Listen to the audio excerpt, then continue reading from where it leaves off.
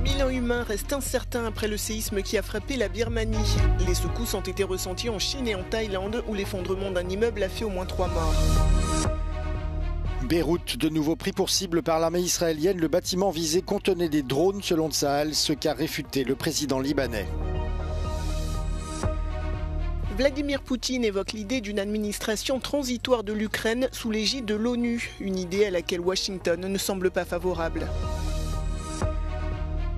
Lors de sa visite éclair au Groenland, le vice-président américain J.D. Vance accuse le Danemark de ne pas bien protéger le territoire.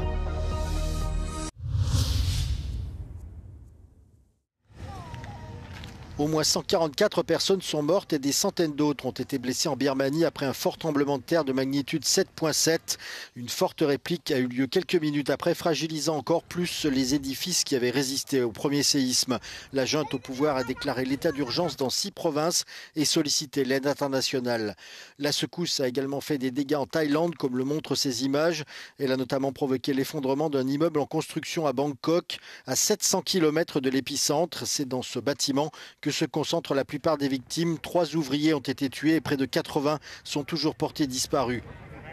La mairie de Bangkok a déclaré la ville zone sinistrée pour faciliter l'intervention des secours. Les habitants de toute la ville ont évacué les bâtiments et ont été invités à rester à l'extérieur en cas de nouvelles répliques. Enfin, le séisme a également été ressenti en Chine, causant des dommages aux maisons et des blessures dans la ville de Ruili, près de la frontière avec la Birmanie.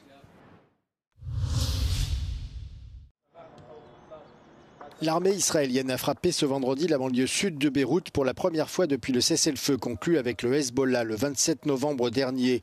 Israël a affirmé que le bâtiment touché servait au stockage de drones, ce que le président libanais a démenti. Tsahal avait averti la population d'évacuer les lieux avant l'attaque, promettant de riposter aux frappes qui, selon elle, ont été lancées sur Israël depuis le Liban. Le Hezbollah a nié avoir tiré ses roquettes et a accusé Israël de chercher un prétexte pour relancer le conflit. Pendant ce temps, à Gaza, le ministère de la Santé a déclaré qu'une famille de 6 personnes et un porte-parole du Hamas ont été tués dans des frappes israéliennes distinctes dans le nord du territoire palestinien. Plus de 800 personnes ont été tuées par Israël depuis que le cessez-le-feu a été rompu la semaine dernière. Israël a imputé la reprise des hostilités au refus du Hamas de libérer davantage d'otages avant que les négociations sur la fin de la guerre ne commencent.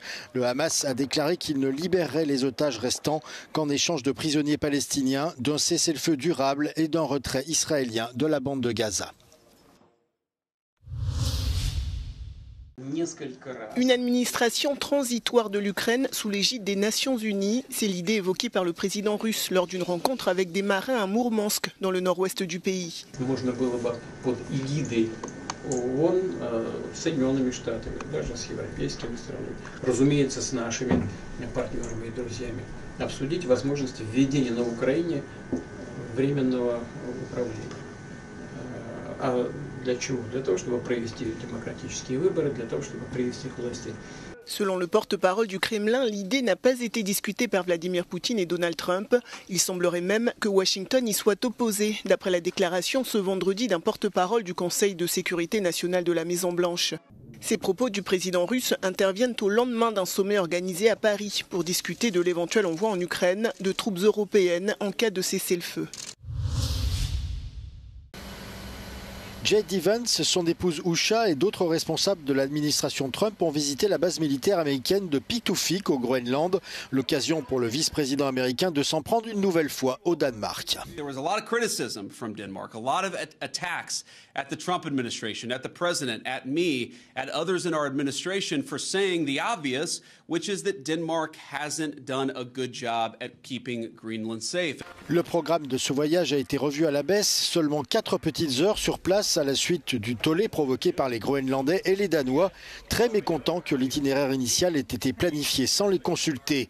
Les relations entre les États-Unis et le Groenland se sont envenimées après que le président américain Donald Trump a suggéré à plusieurs reprises dans des discours que les États-Unis devraient contrôler le territoire danois semi-autonome. Du côté des Groenlandais, les choses sont claires puisque selon un sondage, 80% d'entre eux ne souhaitent pas être mangés par les Américains.